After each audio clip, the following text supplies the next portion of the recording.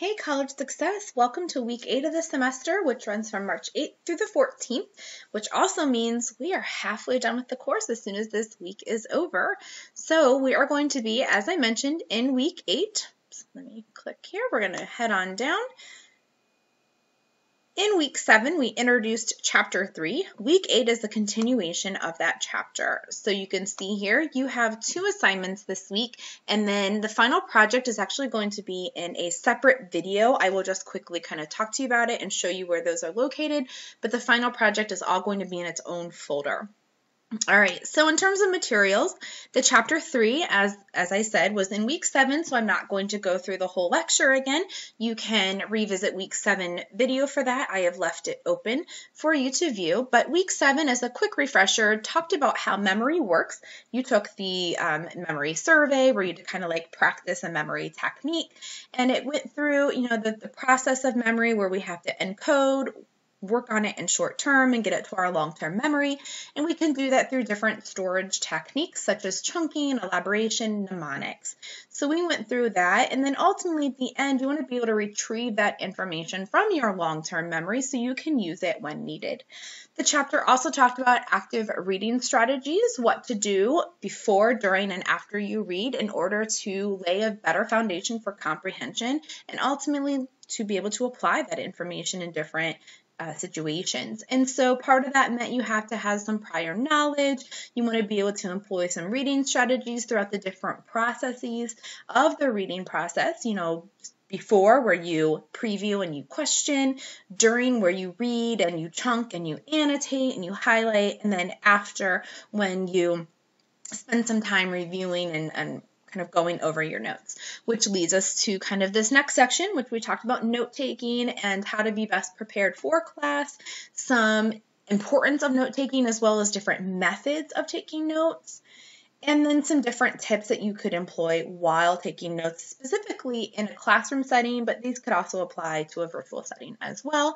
And then we talked about study strategies, the fact that picture superiority, we remember pictures often more so than words, so using them together is helpful. We want to practice testing our knowledge, which goes back to that memory process. We want to pull it out of our long term, and we do that by different retrieval strategies, such as testing ourselves, flashcards, study groups.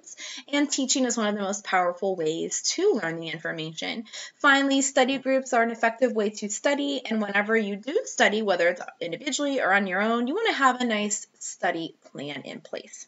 That is a very quick refresher of what Chapter 3 covered. So let's talk about what you're doing for this week. In the assignment folder, you do have a discussion post this week. So your discussion post is due for week 8 attendance by Wednesday the 10th. Make sure you respond to 2 classmates by Sunday the 14th. Here is your prompt. Write a brief summary of what you recall from last week's class. You may use week 7's lecture for this purpose. So maybe try to test yourself on what you remember before revisiting the video if you need to revisit. So you're going to write a brief summary. So again, your post should be about 250 words. If it's a little under, that's okay. But a brief summary of what the lecture was about, which I just refreshed it for you, so hopefully that helps. But you want to write a brief summary and then ask 2 questions that would require a classmate to dig into the chapter or other readings to further explore. It doesn't say you have to answer those 2 questions. You're going to pose 2 questions that would directly relate to your summary or the contents of Chapter 3 in this case, and 2 questions that would kind of help someone who is learning about this topic dig a little deeper. All right, and then the second thing is your Chapter 3 quiz. Just as a reminder, and it has it right there, for every quiz, you please want to make sure that you're responding in 2 to 5 complete sentences. I am starting to get a little bit more picky with the responses. If you're starting to only respond in 1 sentence, I am taking like a half point off. So you just want to be mindful of that. So here is your Chapter 3 quiz. You can see it's going to focus on, the memory process, the first couple questions. This one poses like a little scenario. And then we're talking about different aspects that the chapter focused on. The testing effect, how to prepare, for a class experience, note-taking methods and strategies, multisensory learning, and study groups. So those are the topics that are covered in your week 3 chapter 3 quiz. When you're done with that, sorry, I've got my other stuff behind there. When you're done with that, you'll go in there and do the chapter 3 quiz, and this is due by Sunday the 14th. Okay. So, just as a recap, chapter 3, this is a continuation from week 7. You want to respond your original response by Wednesday for week 8 attendance. Responded to classmates by Sunday. Your chapter 3 quiz also due by Sunday. Now your spring break is coming up and it runs, right after week 8 is finished. I will not have anything new opened up, so you do not have to feel like you have to work. I will have the final project videos uploaded, so you are welcome to take a look at those over break if you're looking to try to get a little bit ahead.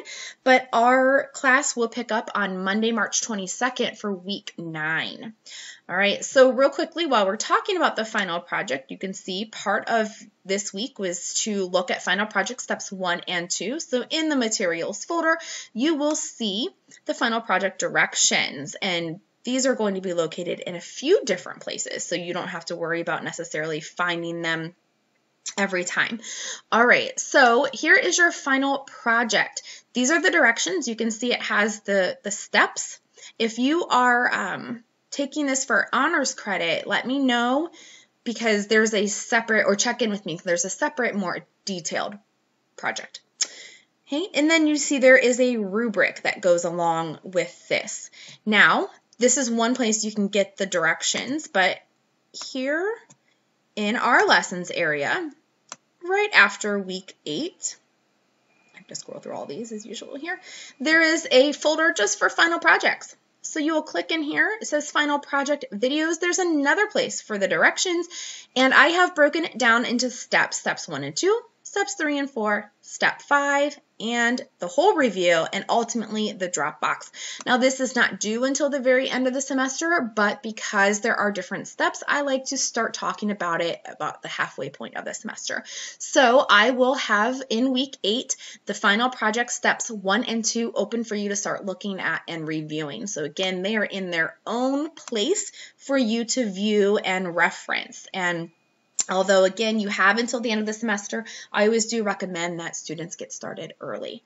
All right, that is our week 8 video. And as I mentioned, we have spring break after this week. Week 9 will pick back up on Monday, March 22nd. If I don't talk to you individually, I hope you have a great week 8 and have a fun and safe spring break. Bye.